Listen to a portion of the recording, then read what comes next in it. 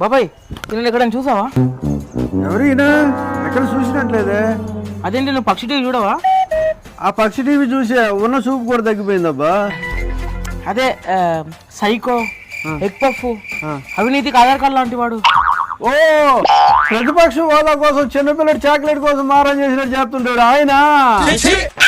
ఆంధ్రప్రదేశ్ ప్రజలు పక్కన పెట్టిన ఆయన కోసం నువ్వెందుకు పట్టించుకుంటున్నావు? నేను పులివెందుల్లో ఉంటానండి, ఆయన కోటేశాను. అయితే క్షమించడానికి తప్పు చేసావు. అది ఇప్పుడే తెలుస్తుందండి. అసెంబ్లీకి వెళ్ళక మా ప్రాబ్లమ్స్ పట్టించుకోక అసలు నేను ఎక్కడ కనబడ్డా చెప్పండి. మనం ఒకసారి కరెంటు బిల్లుల కోసం ధర్నాలు చేశారు కదా, అక్కడ ఒకసారి కనిపించినట్టున్నాడండి. దగా చేసేది ఆయనే, ధర్నాలు చేసేది ఆయనే. ఇంకోసారి కనిపిస్తుంటాడన్నా. ఎక్కడ? శవం దగ్గరికి అమూరు రావడానికి 10 నిమిషాల ముందు ఈయన వస్తూ ఉంటాడన్న. శ్మశానంలో శవాలని నక్కలు పిక్కో తింటో లేదో తెలియదండి, కానీ నటనతో శవాల్ని పిక్కో తింటాడండి. చూడండి ఎట్లా చూస్తున్నాడు.